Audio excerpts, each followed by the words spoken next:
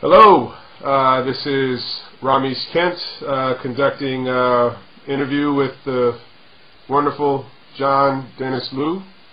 We'd like to welcome him for this interview for International Permaculture Day, and he is an environmental filmmaker. He's a director of the Environmental Education Media Project and Senior Research Fellow at the International Union for the Conservation of Nature. And so we'd like to thank you for taking the time out to do this interview with us. It's my pleasure. Thank you very much for asking me. Great. So I guess first things first, could you tell us about your work? We understand that you really have focused on this topic of large-scale ecosystem restoration. Why is this something that you've deemed important enough to dedicate, the time that you have to this topic?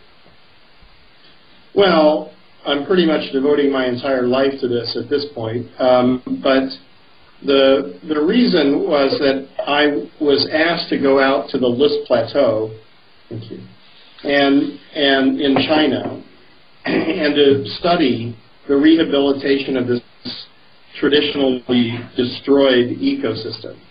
This is the cradle of Chinese civilization, and it turns out that most of the cradles of civilization have followed the same development trajectory. So some of the historical things that I noticed were that human beings really didn't understand how the ecological function of the ecosystem worked. And they wanted something, so they altered their system, and then they, of course, gradually and over time, caused this development trajectory to go in such a way that ultimately the system collapsed. So watching this and going and starting to look at large-scale destroyed systems was a bit depressing. So I started to look at what, first of all, we were documenting all the steps they were taking to make this restoration work. So we started to see that they were able to make a change in this if they understood what the function was. But the sort of impetus or incentives were all financial incentives. So people were trying to make more money or trying to produce more food. So they weren't the purpose didn't necessarily function. The purpose was production, increased production. And to some extent, once I started looking further and I found the U.S. Civilian Conservation Corps work from 1933 to 1942, I also found that it's tied up with national security, and people are thinking about it as about their sovereignty, their national security, their productivity, and not about function.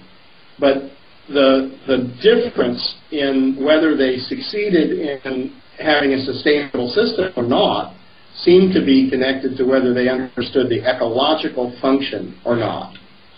So gradually, and I've been working in environmental education for quite a long time now, so it's almost 20 years that I've been doing this, and I noticed that most of the people who are working in environmental education, I would say that they're working at a level I would call shallow ecology.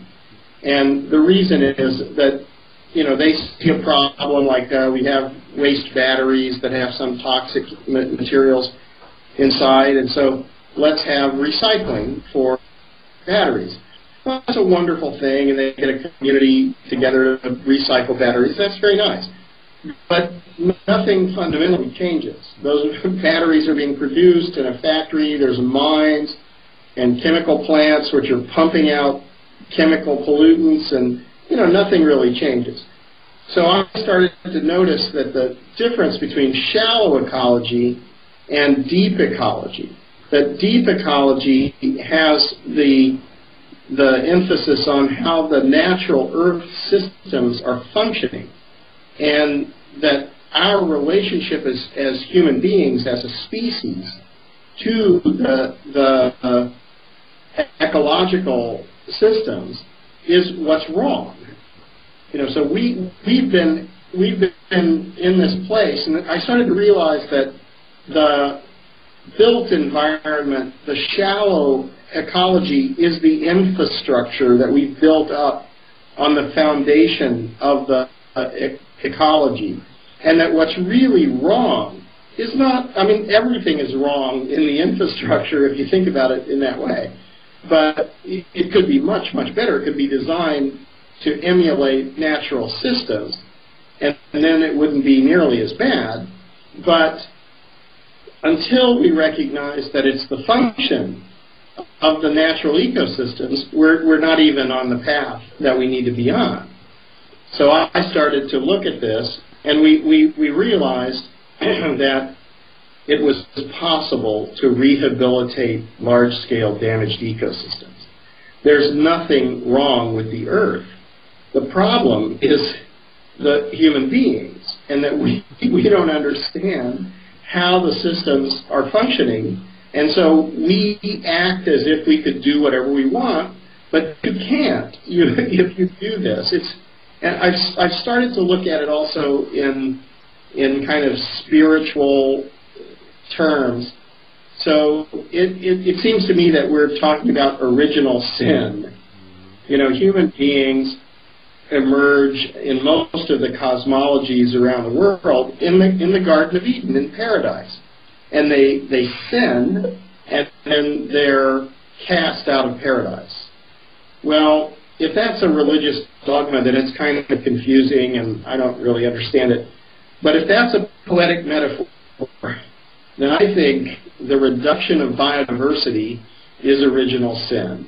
Because the reduction of biodiversity leads to the reduction of biomass, which leads to the reduction in the accumulation of organic matter. Then we've lost photosynthesis, we've reduced gas exchange, we've altered nutrient recycling and nutrient release, we've destroyed the microbiologic communities, and we've massively altered infiltration and retention of rainfall, which is the natural regulation of hydrology, weather, and climate.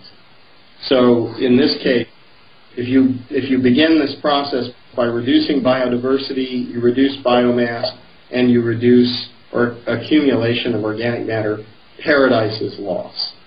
So I've come to believe that we as human beings have a responsibility to come to grips with what's going on. We're not here to go shopping. We're not here to, just play about. We're part of a genetic line since the beginning of time, and if we understand the profound role that we play, then we should take a very serious look at this. So that's basically why I do what I do. So I think that's a really great segue into the next question, which I think is sort of a response to the problem, a very practical, functional response to the problem you just described. So how do you see permaculture relating to this topic of large-scale ecosystem restoration? What could permaculture add to the restoration field, and vice versa? Well, I think permaculture is what my understanding after meeting you and Jeff Loughton and talking with Tony Rinaldo and some other people.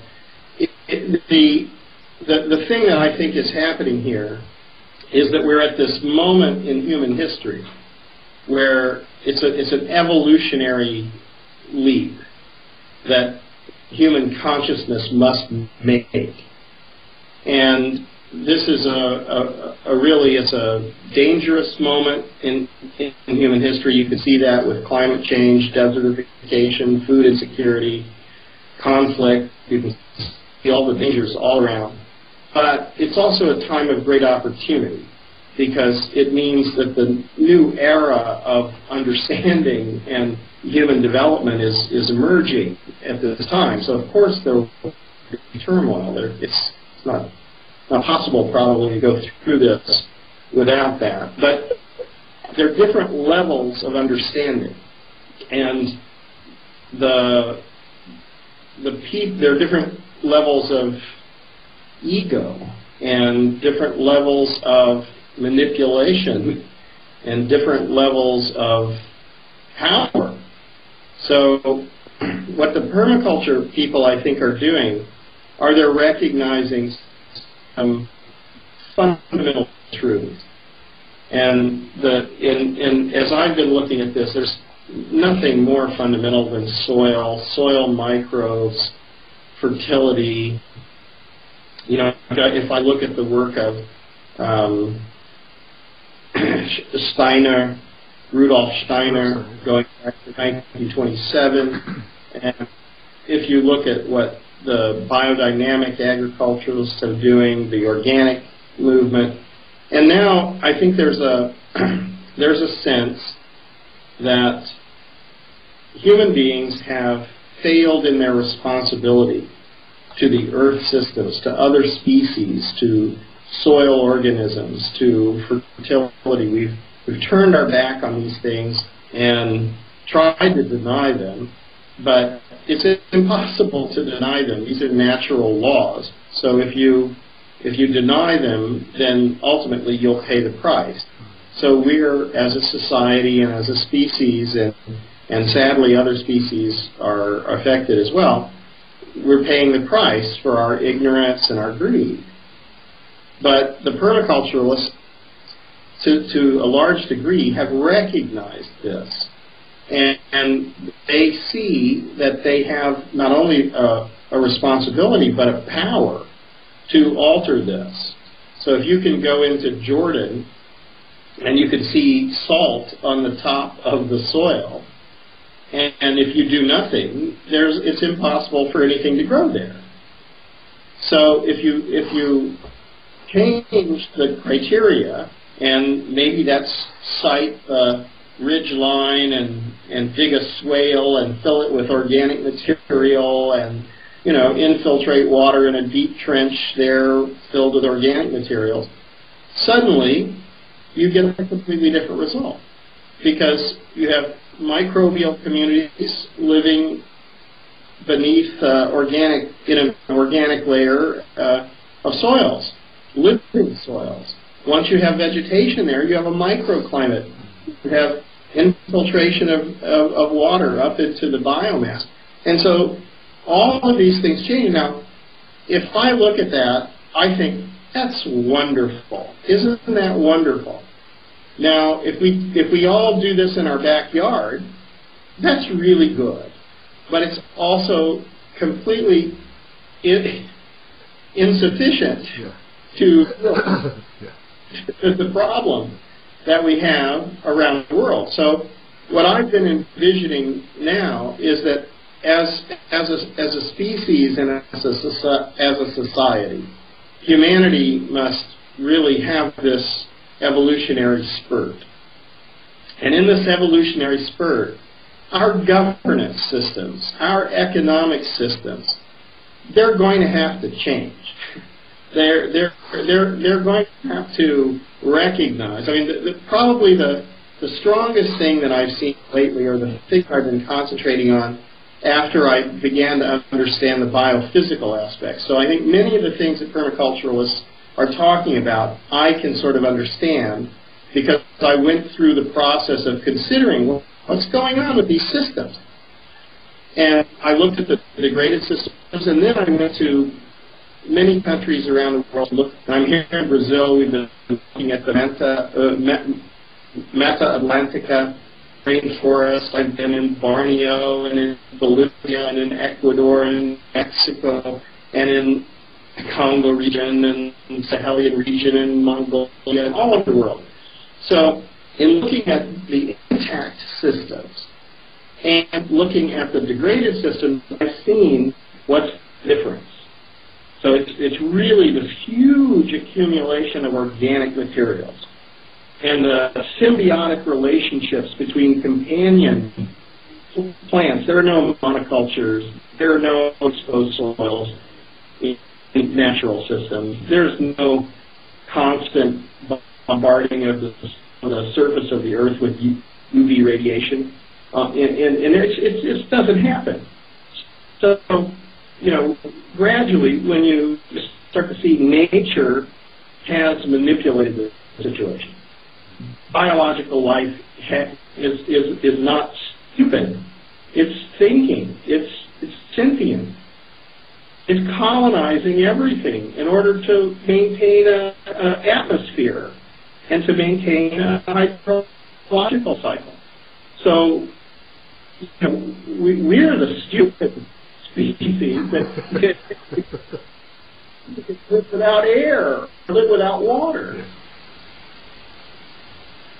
So, the stupidity of it is it's one of those things where it's such a stupid thing that it's hilarious, to even consider it. But now if you have the pontificating, as if I love it, the sort of things that are going on with Wall Street or all this. They're acting like they know what's going on. The reality is they don't know what's going on. They have an economy which is not real. So this is what I've been noticing in these natural systems, unnatural systems. It's easy to, if you go into the rainforest and you look at the waterfalls pouring down out of this place. Now, if you take that same place and you cut all the trees and you try to put cows or banana trees, whatever, all over the place, then all those springs are going to dry up. All that is going to turn dry. And if you do that for 50 years, 100 years, 200 years, 500 years, it's going to turn into a desert. So it doesn't really matter that you have thousands of millimeters of rainfall and a perfect system and everything. It matters what human beings do. We have moved into the Anthropocene. So we are now so powerful. So we have to become conscious, because we can't do this. We'll die. So it's just, you won't be able to survive if we don't have, and we now have 7 billion people. And we're adding 1 billion people every 12 years, approximately. So if we don't come to grips with these issues, then we'll just end it. Now, life is going on for billions of years. Why should it end now? It's silly that we would act in this way. So we have a responsibility. We must act.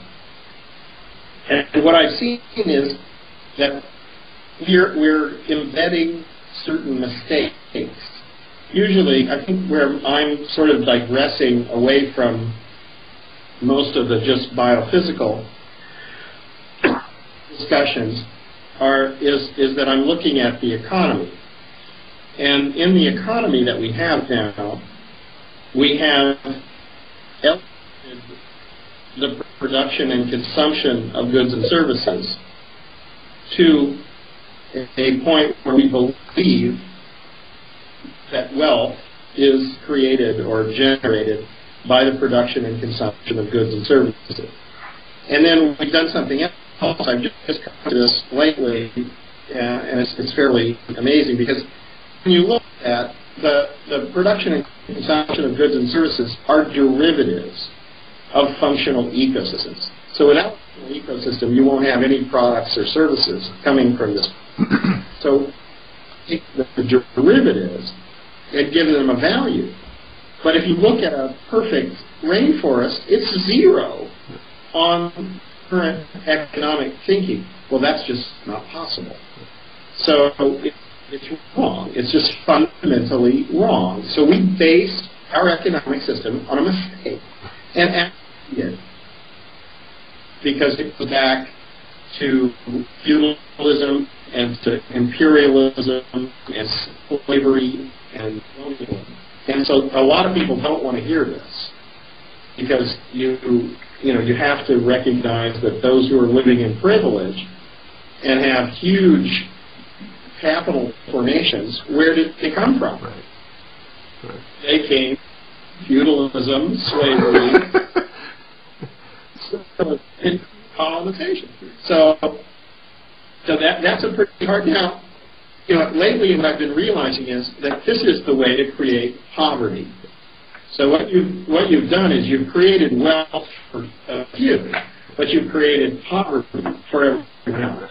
Now, if you understand that the natural ecological function is vastly more valuable than the production and consumption of goods and services, then actually the people we now say are poor are not really poor. Right. They're really poor. They're poor because they don't produce and consume industrial things. And then you have that level of abstraction that we've come to where the derivatives are more valuable than the source, which is impossible. But then you come to a second level of abstraction, which is what's going on now, which is a kind of speculation of financial instruments. So this is actually nothing. So there's nothing made, nothing produced, nothing bought and sold, except trading on the margin between what a buyer and a seller is willing to pay for nothing. So we're now turning that into billions and trillions. I mean, that's probably the largest part of the economy now. Yeah. So we've gone into this massive fantasy world of, a person actually works and does things, and it's nothing, or he protects the natural ecosystem function, and he's poor and nothing, and someone who degrades the system, extracts things, he makes money, but he doesn't make that much money. And then the people who do nothing but spin fake things around, numbers turn into more larger numbers, then they make billions and trillions of dollars. Well, this is simply fundamentally wrong. Well, it's funny because I think a lot of us have been sort of coming to that same place and really reassessing the economics, at least structurally, how things have been arranged. I mean, one of the people that I had sort of discovered through my finding permaculture was E.F. Schumacher, who did talk about this in Small is Beautiful when he talked about this problem of production. But another person that I think also talked about this, and I think he really beautifully really encapsulated this whole thing in a quote that I just I picked up Masanobu Fukuoka's latest book, where he talks about reviving drylands, deserts, and he said we are the octopus congratulating itself for becoming fat from eating its own legs.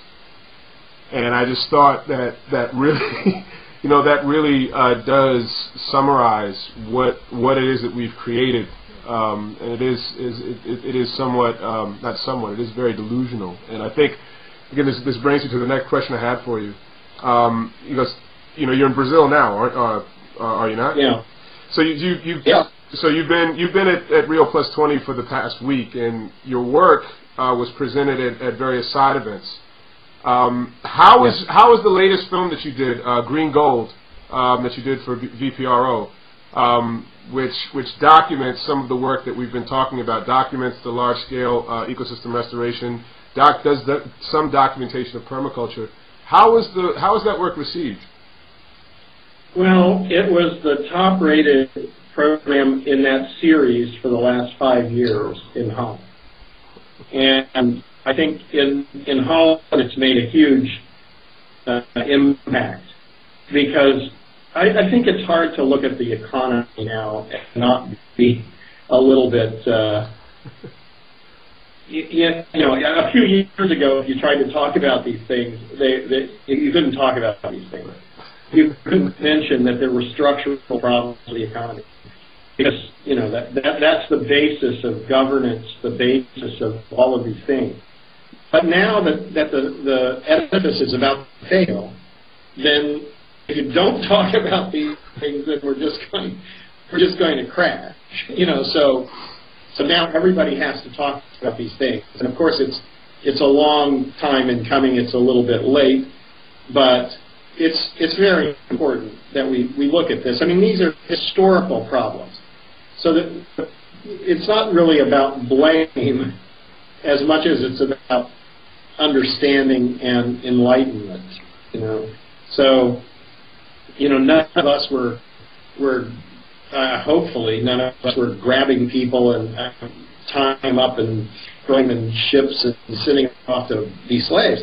But actually, interestingly, Brazil was the last place where slavery kept going. Yeah, but they didn't have a war. They didn't have a war though. Yeah, they didn't have. What? They didn't have a war to end it like we did. Oh no! Yeah, well, they didn't need one. Yeah, no, they didn't need one. No, I guess not. But they kept going for a lot longer, and I mean, even the Dutch. Yeah. The Dutch bought the forts along the coast of Mali from the British when the British repudiated their behavior. So, but anyway, that all shows that there is an evolution. It works, so that human beings people who were trading in slaves and for generations suddenly said, well, that's not right. Okay, that's good. Now you've come to that conclusion. That's not right. Right.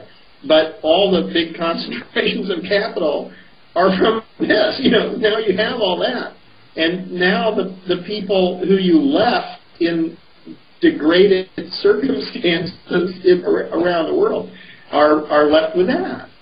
So all of this, I mean, I think we the thing that I've seen also in my studies are that there's function and dysfunction. So, if you're in this dysfunctional state where you believe it's okay to kill people or to traffic in people or to abuse or conquer or whatever, then that's a pretty dysfunctional state to be in. That's a fairly dysfunctional state. So if you're in a functional state, then you recognize, well, look, everybody's exactly the same. We're all genetic representations of all life since the beginning of time. And we have the potential to do whatever we choose. We have free will. So if we choose to be dysfunctional because we don't evolve, we don't understand what's going on, then that's what we're going to do. But if we choose to do the right thing, and if you look, most of the people around the world do the right thing, if they can. But now the system is such that it's very difficult for them to, even if you do the right thing, you get a good college degree, you get a good job, then actually you're perpetuating a system which is built on feudalism, slavery, imperialism, colonialization. So I think we have a task at the moment, which is to restore.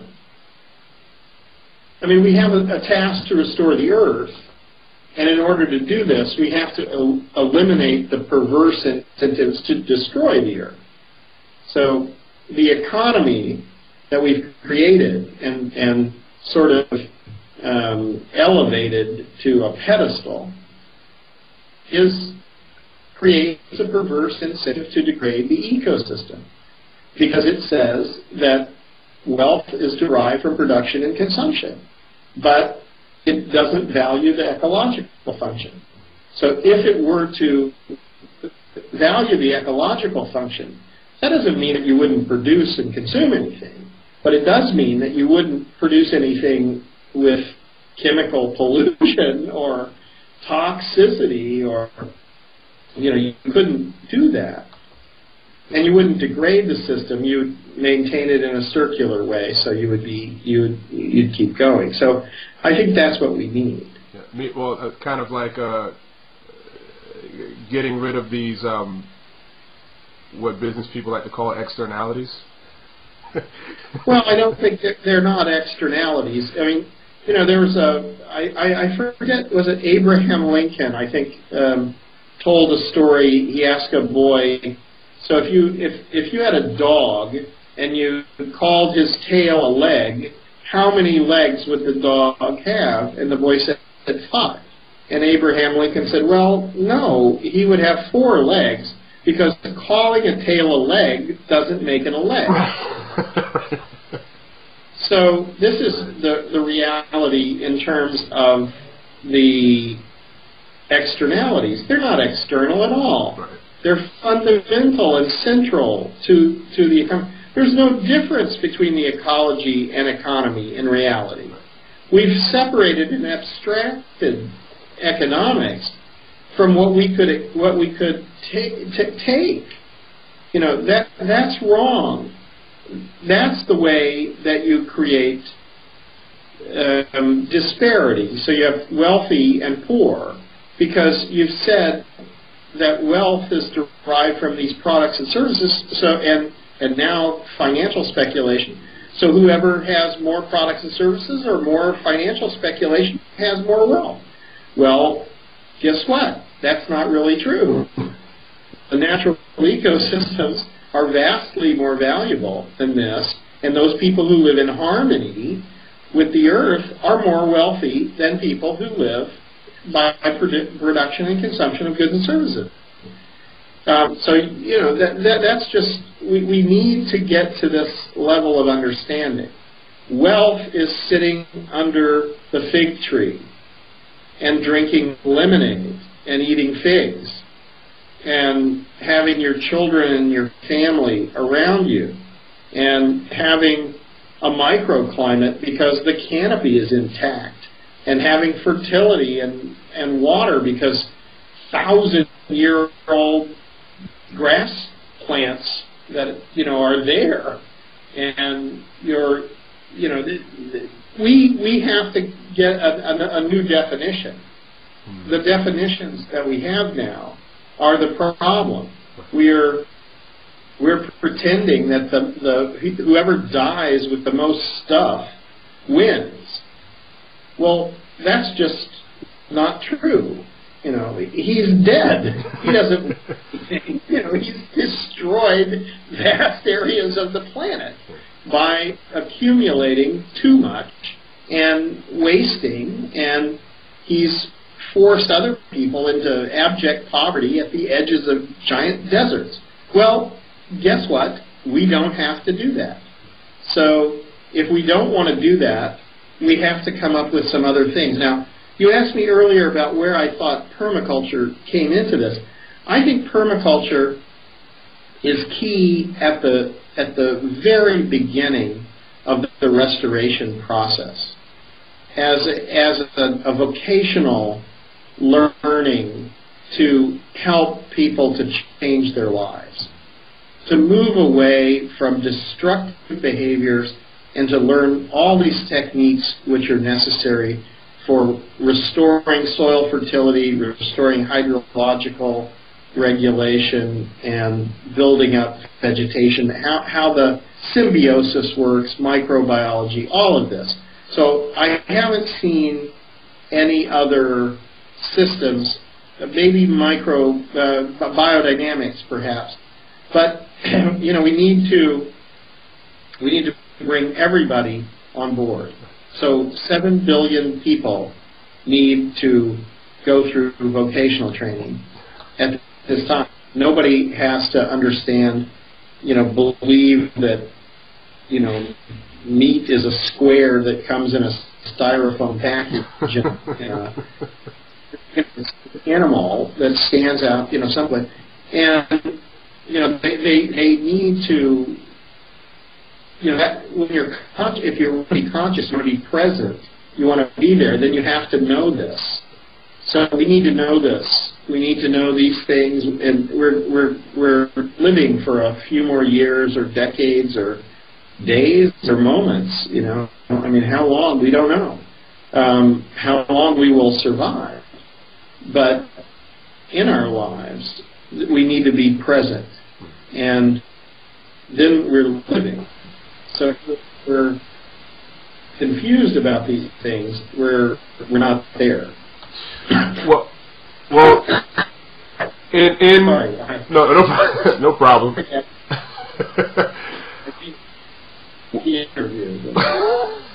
I think, given the events of the past week and given your experience in doing this, what do you see as being the general view of restoration practices within the development field? I mean, do you see... Yeah, I think what I would say now is that restoration is assuming the mantle of inevitability. There's no other possibility. We can't have 7 billion people. We can't feed 7 billion people. We can't live if the climate changes radically. The hydrological cycle is destroyed over vast areas. It's not a possibility. So restoration is now inevitable. And restoration is within all of the different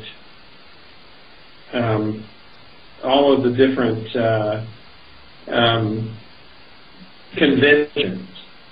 So the Convention on Biodiversity, the Convention on Combating Desertification, Convention on Climate Change, they all contain this.